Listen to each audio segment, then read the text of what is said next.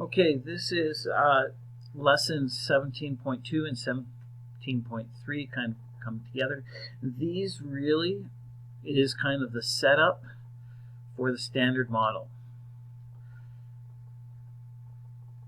which is everything we're kind of aiming for. In fact, really all of chapter 17 is setting up for that one lesson at the end.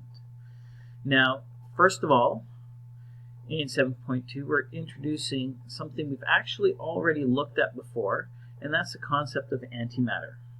Now, antimatter is a particle with opposite charge,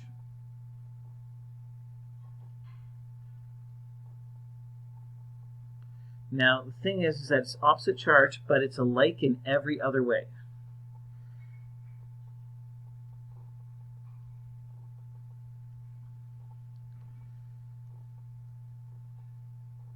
Now, we've already introduced with talking about decay sequence that you've got the beta particle, beta negative, and the beta negative, remember, had an antiparticle, the beta positive.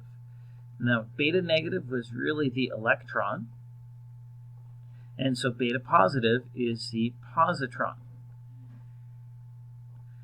right? It is exactly like an electron, except it's positive in nature. And the other example we had was the neutrino,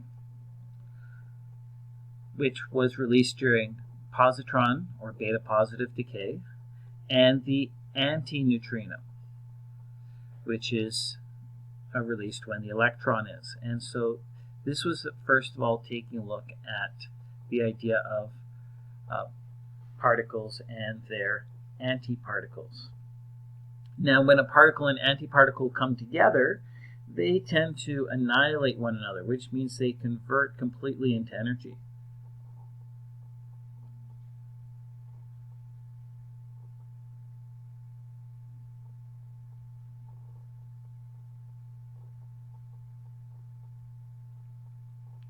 Okay. Now, with this, 17.2, the main thing is the idea of the fundamental forces. The fundamental forces come from what we call a mediating particle, which is basically a virtual particle. And the idea here is that the particle exists for such a short amount of time that it's not even detectable. And each one will carry one of the fundamental forces. And so we're really wanting to focus in what are these four fundamental forces. And so the first one is known as the strong force, or sometimes known as a strong nuclear force. Force that keeps particles, quarks, within a proton and neutron together. It also keeps nucleons together inside the nucleus. Now, these have a very short ring, right? These go inside subatomic particles.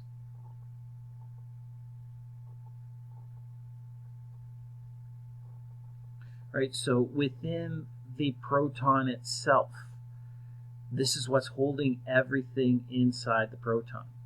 Now, it will also be part of what holds one proton, another proton, and a neutron together. All this stuff here, that cosmic glue that we looked at when we talked about mass defect, is kind of within here as well, and it's an aspect of that. The details of which are way beyond my pay grade. Now, there's another nuclear force, and it's called the weak nuclear force. Now, the weak nuclear force can actually change quarks and is responsible for radioactive decay.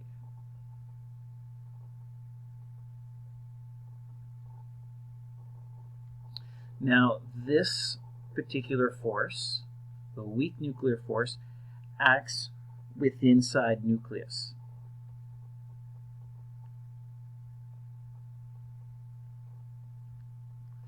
So this will be within the nucleus. The strong nuclear force will be within inside the nucleus, as well as inside the subatomic particles, where the weak nuclear force is just inside the nucleus themselves. They don't actually operate within the protons or neutrons. The other two you are actually very familiar with already. And the next one here that we're going to look at is the electromagnetic.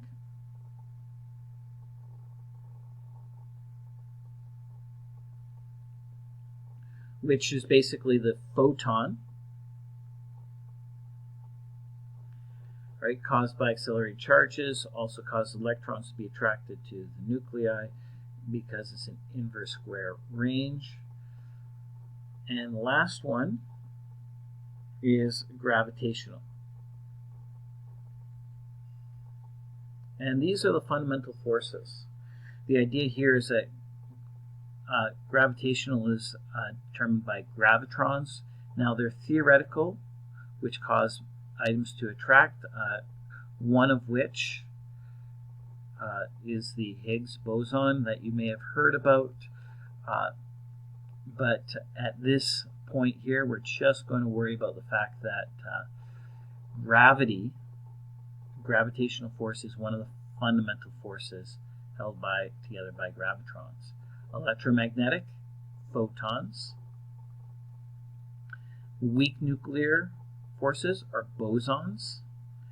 And strong nuclear forces are gluons.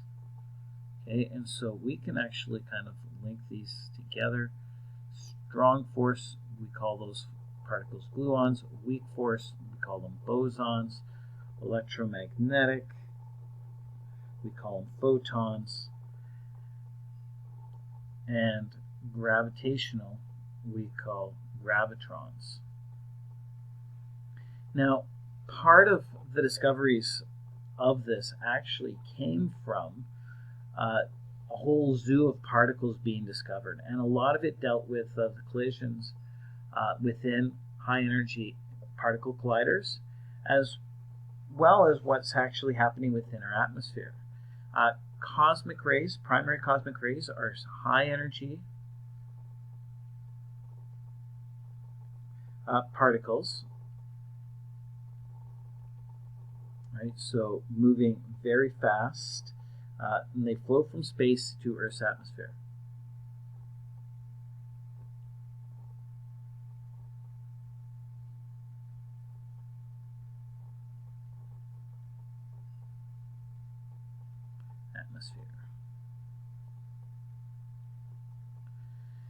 And when those high energy particles hit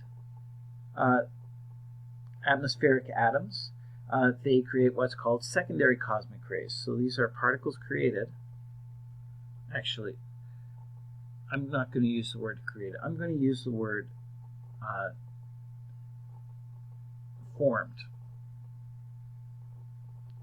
Because the word created kind of makes it sound like it's coming out of nothing, and it's not coming out of the nothingness. The fundamental laws are still in play here. But these are formed from collisions between primary cosmic rays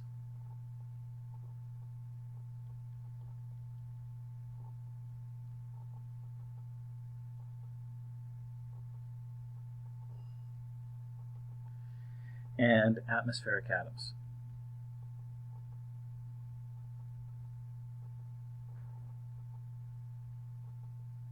Now, from all this big zoo, the particle zoo that we have, we basically wound up discovering that there were two essential types of particles, one of which is the fermion, which are half-spin particles, meaning that once they make a rotation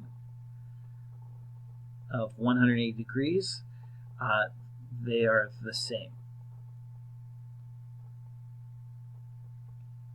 And the bosons, which are integral spin particles, which means that they will turn 360 one turn or 720 two turns before they are the same.